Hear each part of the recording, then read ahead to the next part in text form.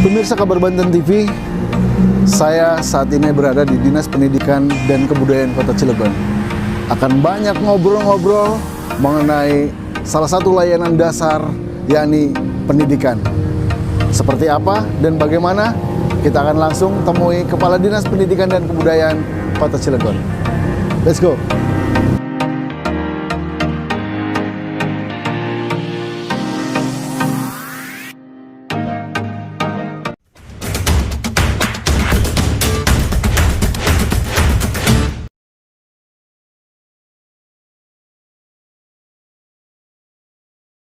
Assalamualaikum warahmatullahi wabarakatuh, pemirsa Kabar Banten TV.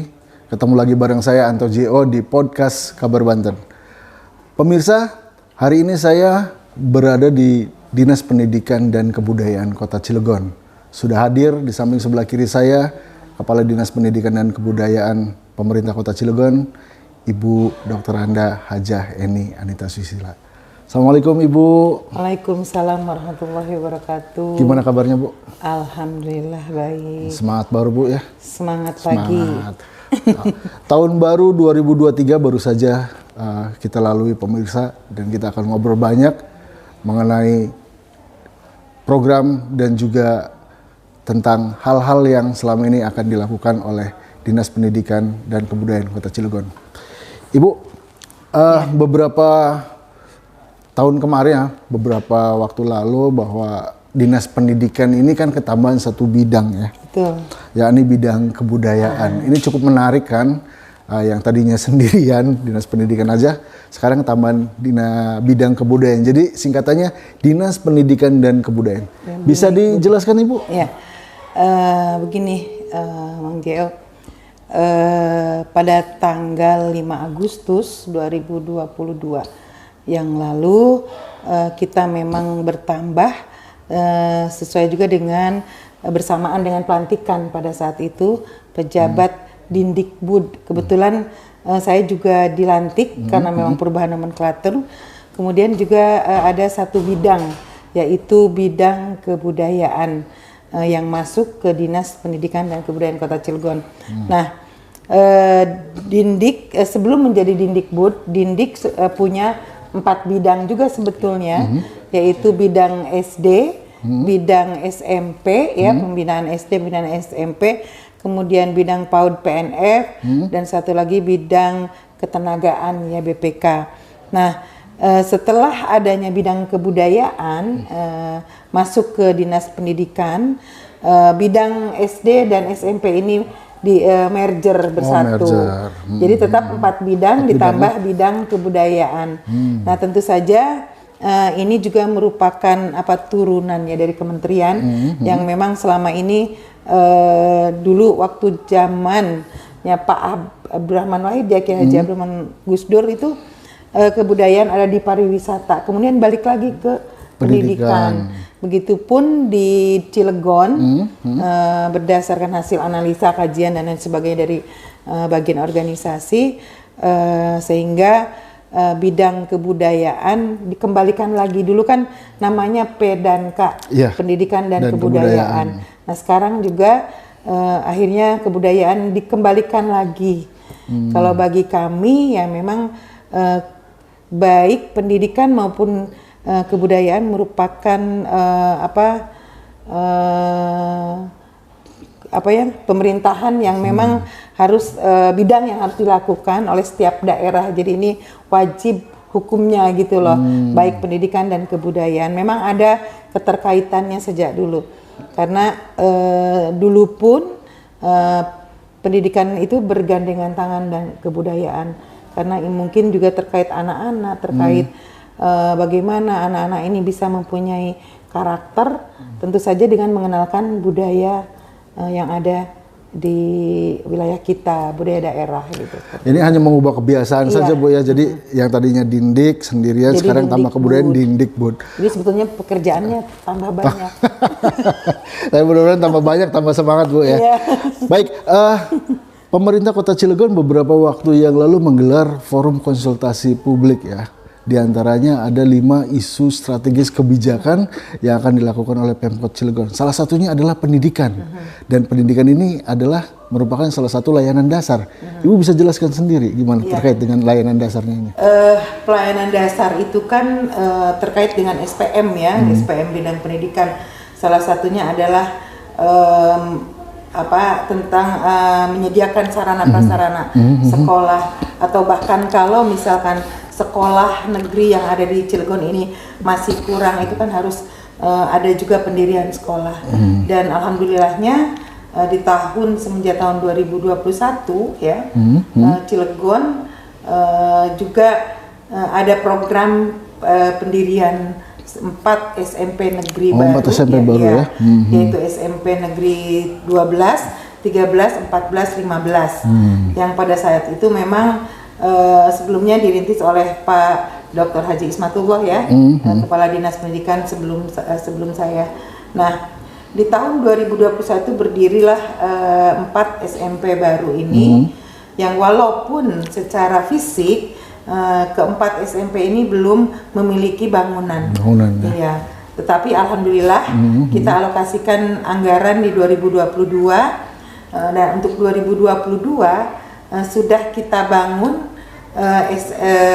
pada saat itu kita bangun SMP 12, kemudian SMP 13 yang dulunya memang bangunan SD ya. Kita sesuaikan standarnya untuk menjadi bangunan SMP. Kita rehabilitasi atau renovasi kita renov sehingga menjadi layak untuk sekolah SMP. Dan kemarin di tanggal 25 Januari kita wali kota ya, Pak Wali Kota meresmikan pembangunan SMP 12 dan SMP 13. Dan untuk SMP 14 insya Allah tahun ini Geo ya, dan untuk SMP 15 tahun ini untuk pengadaan lahannya, dan insya Allah tahun depan kita sudah mendirikan bangunan fisiknya gitu. Selain itu juga menjadi prioritas program di Dinas Pendidikan yang juga menjadi janji kampanye politik Pak Wali dan Pak Wakil yang sudah tertuang di RPJMD 2021-2026 itu adalah program beasiswa full sarjana yang sekarang ini tahun ini insya Allah akan ada dari tahun 2021, 2022 dan 2023 mudah-mudahan tercapai target 3.000 mahasiswa yang kita bantu. Walaupun memang targetnya 5.000 sampai 2025 ya. Berarti per tahun 1.000, per tahun 1.000. Betul, walaupun di 2021 karena memang anggarannya di perubahan, jadi itu baru 525 orang. Tapi kemudian di 2022-nya kita tambah ya kuotanya tidak hanya 1.000 tapi kekurangan dari 2021. Nah kemarin sudah ada 1.200-an lebih ditambah 500 sekian, jadi hampir ada 1.700 ya, 1.700-an lebih. Nah untuk tahun ini barangkali nanti untuk memenuhi 3.000 ini akan ada bantuan beasiswa sebanyak 1.300 sehingga jumlahnya nanti di tahun ini semuanya adalah 3.000 mahasiswa. Dari 2001, 2002 dan 2003. Jadi ada yang sudah berkelanjutan nih semester 1 gitu kan, 2, 3, 4, 5 gitu kan. Dan ada juga yang nanti semester mahasiswa baru kan yang baru masuk ke perguruan tinggi. Iya. Baik, kalau kita melihat program-program ini kan tentunya cukup menarik, mulai dari pendirian gedung sekolah, penambahan 4 sekolah, kemudian dengan program beasiswa. Ada lagi nggak program lainnya, Bu? Iya, kira-kira? program lainnya peningkatan kesejahteraan, ya, peningkatan kesejahteraan tenaga pendidik, kependidikan. Alhamdulillah sejak tahun 2021 di perubahan ya ada kenaikan TPP bagi para kepala sekolah, guru, kemudian guru honor daerah tuh, yang honor itu alhamdulillah dari yang tadinya 450 jadi 675.000 rupiah. Apalagi yang masa kerja di atas 10 tahun itu menjadi 1 juta rupiah. Kemudian kepala sekolah juga TPP-nya naik, TPP guru. Kemudian ada dana insentif untuk guru dan kepala sekolah atau tenaga pendidik dan tenaga kependidikan yang ada di daerah-daerah perbatasan atau terpencil lah, seperti di Cipala, kemudian di Batu Lawang, Gunung Batur, Gunung Batur itu untuk insentifnya untuk kepala sekolah itu ada kurang 1 juta rupiah, dan untuk guru dan tenaga pendidikannya 500.000 rupiah. Jadi memang ini patut bersyukur lah, tenaga pendidik dan tenaga kependidikan selalu diguyur kenaikan kesejahteraan setiap tahunnya. Di tahun ini juga alhamdulillahnya naik lagi, Bang Dio. Iya, cukup luar biasa pemirsa Kabar Banten TV, bahwa salah satu elemen untuk menunjang sumber daya manusia di bidang pendidikan adalah guru. Nah, kalau tadi sudah berbicara tentang kesejahteraan, sekarang yang lagi rame adalah tentang tenaga P3K untuk guru. Kita akan ngobrol-ngobrol lagi dengan Kepala Dinas Pendidikan Kota Cilegon, Ibu Dr. Anda Hajah Heni Anita Susilawati.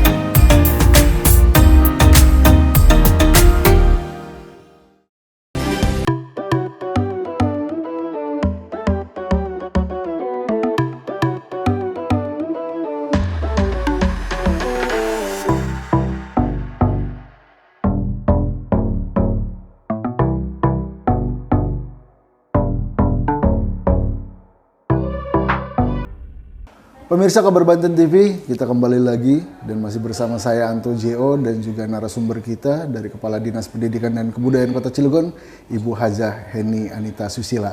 Tadi kita sudah ngobrol-ngobrol tentang segala sesuatu dan kita akan ngobrol-ngobrol tentang tenaga guru yang selama ini menjadi penunjang peningkatan sumber daya manusia terutama di kualitas bidang pendidikan.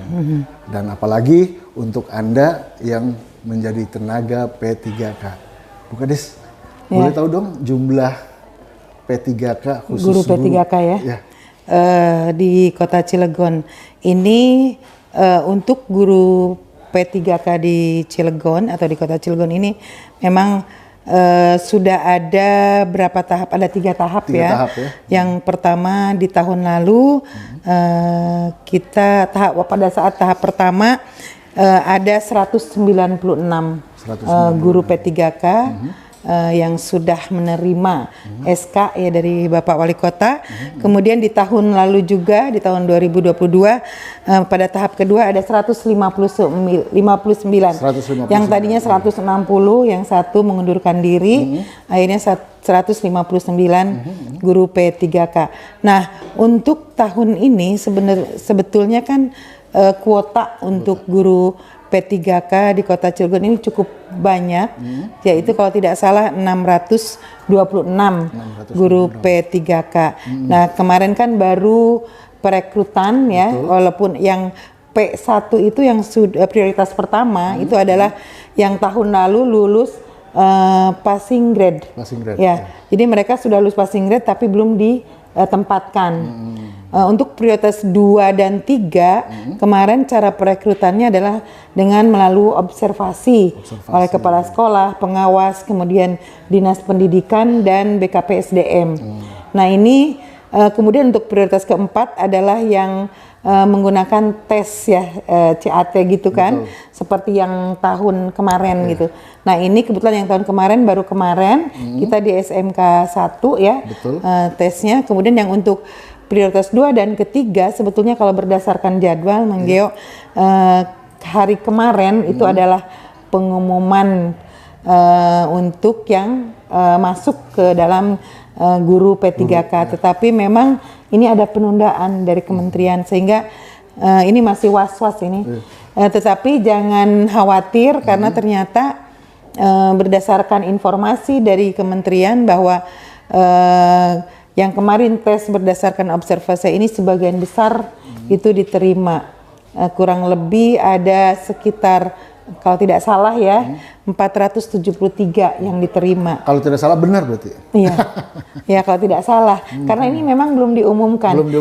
Jadi untuk guru-guru yang kemarin tes gitu kan, yang prioritas 2 dan 3 itu silakan tunggu saja tanggal mainnya gitu kan, kapan diumumkannya, tetapi mungkin tidak lama lagi. Berdoa gitu. Dan tetap sabar. Iya, insya Allah. Kemudian juga perlu kami sampaikan, kan kalau tahun-tahun lalu tahap 1-2 itu tidak ada guru pendidikan agama Islam, dan alhamdulillah sekarang kuota untuk guru pendidikan agama Islam ini lumayan banyak lah gitu untuk tahap ketiga ini. Gitu. Baik. Kalau tadi bicara panjang lebar mengenai jumlah guru ya, sekarang kita bicara mengenai sekolah nih. Berapa jumlahnya? Mulai dari PAUD, TK, SD, SMP, baik swasta maupun negeri. Untuk PAUD ini kan ada TK ya, dan lembaga PAUD-nya sendiri gitu kan. Itu jumlahnya lumayan banyak di Cilegon, ada sekitar 260 PAUD dan TK, itu negeri dan swasta ya. Kemudian di SD sendiri ada kurang lebih 180 sekolah, itu negeri dan swasta. Untuk negerinya itu 149 dan selebihnya swasta. Untuk SMP itu ada kurang lebih 50 SMP negeri dan swasta. Negerinya itu ada 15 SMP negeri, 1 SMP satap, 1 atap ya. Dan lebihnya adalah SMP negeri swasta seperti itu. Ini Bu, kadang di masyarakat itu kan mereka menyamakan antara kebijakan dengan swasta dan negeri itu adalah sama. Padahal dalam kenyataannya kan berbeda. Tapi semuanya di bawah naungan Dinas Pendidikan dan Kebudayaan. Barangkali Ibu bisa jelaskan batasan mana kewenangan yang masuk dalam ranah sekolah swasta, kemudian juga sekolah negeri seperti apa Bu? Kalau yang jelas, negeri kan tidak ada yang namanya SPP, ya itu perbedaannya. Kalau swasta dibolehkan, karena itu kan sekolah yang dimiliki oleh masyarakat ya, sekolah berdasarkan partisipasi masyarakat atau yayasan lah ya. Itu tentu saja boleh memungut SPP karena kan honor gurunya itu juga dari SPP siswanya gitu, dari peserta didiknya.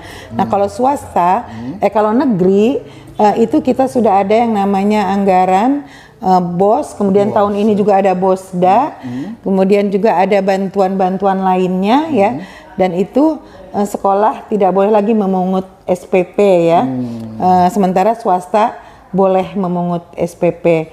Sekolah ya, di sekolah-sekolah dana BOS itu kan diperuntukkan juga untuk operasional sekolah, kemudian juga untuk buku-buku pendukung walaupun tidak sepenuhnya loh. Karena buku-buku yang dibiayai oleh BOS itu adalah hanya 20% dari jumlah keseluruhan dana BOS. Jadi tidak bisa memenuhi secara 100% bagi semua peserta didik. Nah, sekarang ini memang ada BOSDA nih Mang Geo ya di tahun ini. Dan itu pun BOSDA itu nilainya juga tidak terlalu besar. Kalau BOS reguler dari pusat untuk anak sekolah SD nih jumlahnya kan 900.000 per anak per tahun. Ya, jadi kalau dibagi 12 berapa tuh per bulan? Ya, segitulah gitu. Ya, jadi memang belum besar gitu. Untuk SMP, untuk BOS reguler itu 1.100.000 yang reguler. Nah, untuk BOSDA ini kita memang baru permulaan. Ya baru ini ada diambil dari anggaran APBD Kota Cilegon tahun anggaran 2023 untuk BOSDA SD itu kurang lebih sekitar 350.000 per siswa per tahun. Kemudian untuk SMP-nya 700.000 per siswa per tahun. Nah, tentu saja dari anggaran ini tidak bisa memenuhi semua kebutuhan anak maupun sekolah, operasional sekolah. Sehingga kami juga menghimbau kepada para orang tua atau masyarakat ya, apabila ada buku-buku pendukung yang memang harus dibeli oleh orang tua seperti juga perlengkapan sekolah dan lain sebagainya, karena memang itu tidak ada di dalam anggaran BOS atau BOSDA. Jadi kadangkala ada kesalahpahaman bahwa orang tua sudah tidak perlu lagi membeli buku, padahal itu buku diperlukan oleh anaknya gitu kan. Sementara di sekolah tidak ada anggaran untuk membeli buku. Yang dilarang adalah sekolah menjual buku atau LKS gitu loh, Mang Geo. Tetapi tidak dilarang untuk dibeli sama peserta didik atau siswa, tetapi dibelinya di toko buku, di koperasi, dan tentu saja orang tua kan harus mendukung ya untuk anak-anaknya sekolah gitu biar mereka pintar. Jadi jangan sampai ada kesalahpahaman kalau semuanya serba gratis gitu loh. Ya, seperti itu. Baik, pemirsa Kabar Banten TV, permasalahan klasik yang selama ini menjadi miss sebuah komunikasi adalah terkait dengan jual beli buku. Nah, tadi Ibu Kepala Dinas Pendidikan dan Kebudayaan Kota Cilegon bilang bahwa sekolah tidak boleh menjual beli buku. Yang boleh menjual beli buku adalah di toko buku. Bila perlu, sekolah menyarankan siswa ataupun orang tua wali murid untuk membeli buku di luar sekolah yang telah ditunjuk oleh sekolah yang bersangkutan. Ya bisa di koperasi juga, Mang Geo. Bisa di koperasi juga. Bu, dari awal sampai akhir kita sudah ngobrol ini dari A sampai dengan Z dengan segala permasalahannya, siswa, gedung, kesejahteraan dan lain sebagainya. Nah, barangkali Ibu melihat sendiri Kota Cilegon, 8 kecamatan, 43 kelurahan dan juga banyaknya gedung-gedung sekolah. Apa sih harapan dari Ibu sendiri sebagai Kepala Dinas Pendidikan dan Kebudayaan ini? Iya. Tentu saja harapan kami ya, yang juga menjadi harapan semua barangkali ya masyarakat di Kota Cilegon, bahwa ke depan pendidikan di Cilegon ini semakin meningkat kualitasnya terkait sumber daya manusianya, guru-guru dan tenaga kependidikannya. Tentu saja harus ada peningkatan kompetensi ya. Kalau dulu guru misalkan S1, nanti ke depan guru tuh harus S2 gitu loh. Itu harapannya. Kemudian yang kedua, ini terkait sarana prasarana. Kita tahu memang ada keterbatasan anggaran di APBD ya. Tetapi selama ini alhamdulillah pemerintah Kota Cilegon karena memang pendidikan merupakan prioritas, sehingga di dalam regulasi juga harus 20% kita sudah lebih, tetapi itu dengan belanja pegawai gitu. Kita ingin ke depan 20% itu murni loh untuk sarana prasarana, untuk kurikulum pembelajarannya dan untuk juga peningkatan kesejahteraan. Jadi di luar yang belanja pegawai. Nah, kami juga ada program yang sebetulnya beasiswa full sarjana, yang ini juga anggarannya cukup besar, sehingga kami ini ke depan juga selain beasiswa full sarjana berkelanjutan, tetapi juga yang lainnya kegiatan-kegiatan, kemudian pembangunan sarana dan prasarana juga bisa terus ditingkatkan, sehingga kalau sekarang ini kita lihat SMP gedung-gedungnya udah bagus, sarana prasarananya juga sudah lumayan, tetapi SD ada 149 SD negeri. Ini kalau kita lihat apalagi di pinggiran-pinggiran itu sangat kalau kita lihat kurang layak gitu. Nah, kita sedang membangun walaupun bertahap. Mudah-mudahan ke depan ini bangunan atau sarana prasarana di sekolah dasar ini semakin baik gitu, baik mebelernya, bangunan fisiknya, kemudian juga alat-alat atau metode pembelajarannya. Baik pemirsa Kabar Banten TV, membangun sebuah infrastruktur adalah sesuatu hal yang sangat bagus, tapi jangan lupa untuk merawat dan merawatnya lagi, dan tentunya itu saja membutuhkan biaya yang tidak kecil. Betul. Oleh karena itu kita patut bersyukur untuk masyarakat Cilegon, terutama untuk pendidikan. Insya Allah pendidikan akan lebih maju lagi dan akan lebih meningkat lagi. Dan saya, Jo, pamit dari podcast Kabar Banten. Insya Allah kita akan jumpa lagi. Wassalamualaikum warahmatullahi wabarakatuh. Waalaikumsalam warahmatullahi wabarakatuh. Makasih, Jo.